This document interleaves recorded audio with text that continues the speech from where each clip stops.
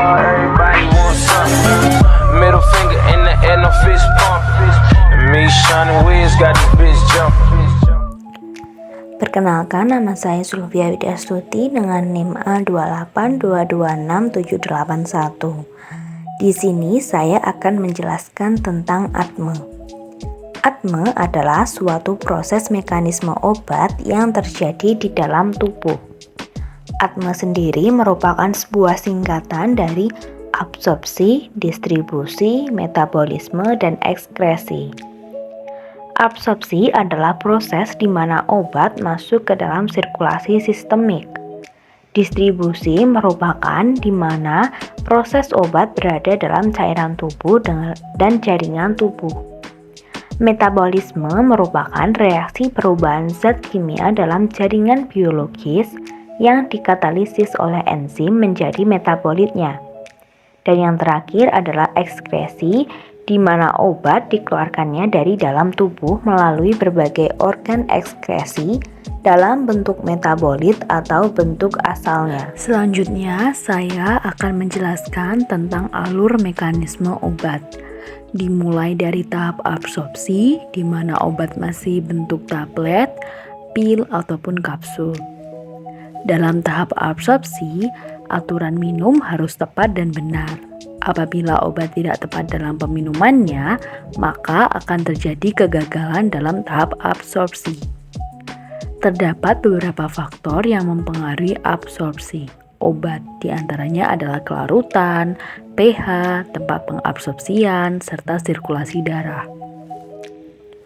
Tahap selanjutnya adalah tahap distribusi, di mana lambung merupakan tempat dari pendistribusian obat. Obat yang awalnya masih utuh kemudian akan dipecah oleh enzim sehingga berubah menjadi partikel yang lebih kecil dari sebelumnya.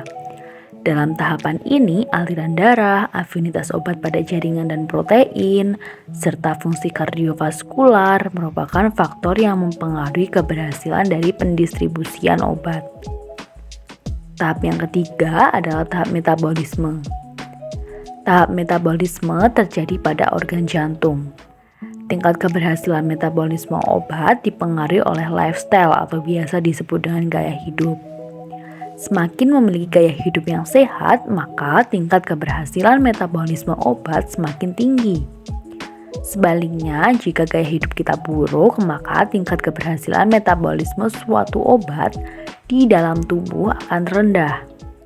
Nah, dalam tahapan ini, obat yang semulanya berbentuk partikel yang besar akan berubah menjadi zat aktifnya saja.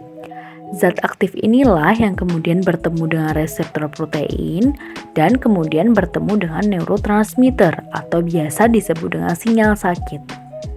Ketika zat aktif bertemu dengan sinyal sakit, maka rasa sakit yang awalnya terasa menjadi lebih berkurang. Tahapan yang terakhir adalah tahap ekskresi, dengan ginjal sebagai tempat penyaringan hasil metabolisme suatu obat. Dalam tahapan ekskresi, sisa-sisa metabolisme akan keluar dalam bentuk urin, feses, keringat, air liur, dan air susu. Ginjal akan mengalami kesakitan apabila terjadi penumpukan suatu obat, di mana disebabkan dari tidak bertemunya obat dengan reseptor. Nah, suatu obat dapat dikatakan berhasil ketika telah melewati keempat tahapan ini, dimulai dari absorpsi, distribusi, metabolisme, dan yang terakhir adalah ekskresi.